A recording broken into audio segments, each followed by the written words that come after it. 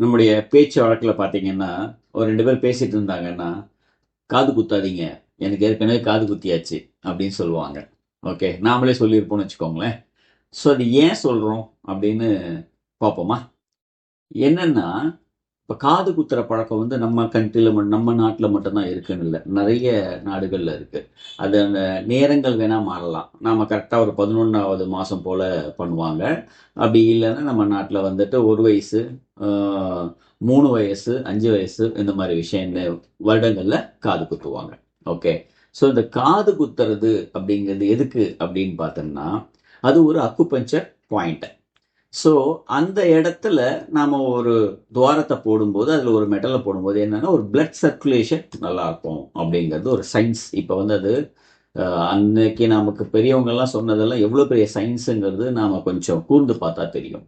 So இப்போ left brain, right brain இருக்கு. So ரெண்டு பிரெயினுமே பேலன்ஸபிளாக ஆக்டிவேட் ஆகிறதுக்கு இது உதவுதுன்னு சொல்கிறாங்க.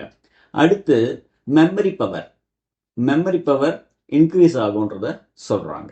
அது மட்டும் இல்லை, ஏன் நம்ம 11வது மாதத்தில் இதை குத்துறோம், 1 வருஷத்தில் இதை குத்துறோம் அப்படின்னா குழந்தைங்களுக்கு அந்த நேரத்தில் தான் நம்ம வந்து ஃபுட்டு நல்ல ஒரு என்ன சொல்கிறது, ஒரு திடமான ஃபுட்டெல்லாம் கொடுக்க ஆரம்பிச்சோம். நார்மல் ஃபுட் எல்லாமே கொடுக்க ஆரம்பிப்போம்.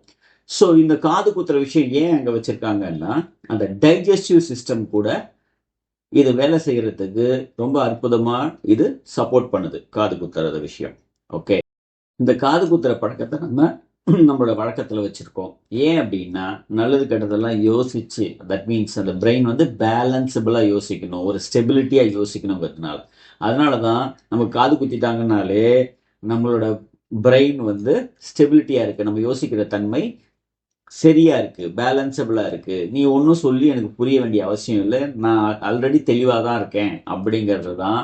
ஏற்கனவே எனக்கு காது குத்திட்டாங்க, நீங்கள் ஒன்றும் குத்த வேணாம் அப்படின்னு நம்ம சொல்கிறது. அதுக்காக காது குத்துற பழக்கம் இல்லாதவங்க, அப்போ காது குத்தலையே, அப்போ பேலன்ஸ்ஃபுல்லாக யோசிக்கலையா அப்படின்லாம் கேள்வி கேட்கக்கூடாது.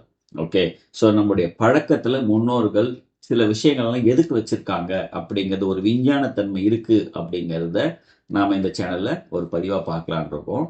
அதனால தான் இந்த விஷயத்தை நாம் ஷேர் பண்ணோம். வாழ்த்துக்கள்.